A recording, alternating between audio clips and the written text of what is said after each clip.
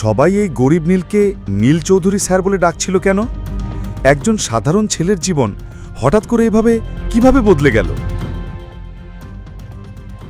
যে স্বামীকে তুমি সবসময় গরিব বলে বকাবকি করতে, সেই স্বামীর অ্যাকাউন্ট ব্যালেন্স দেখে তোমার মুখ খোলা রইল কেন?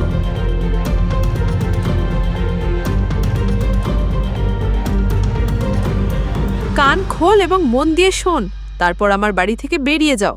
যদি তুমি আমার ড্রাইভার হও আর আমার স্বামী না হও, তাহলে আমি যা বলবো তার উত্তর হবে ইয়েস ম্যাম, নো ম্যাম, ব্যাস। বুঝেছি, অ্যাজ ইউ সে। সাবধান, যদি ভুল করে কাউকে বলে দাও যে আমরা মলহোত্রা, তাহলে ও আমার সম্পর্কে কি ভাববে বলো তো? আমি চিন্তায় আছি যে চৌধুরী ইন্ডাস্ট্রিজের ডিলটা আমার হাতছাড়া হয়ে যাবে।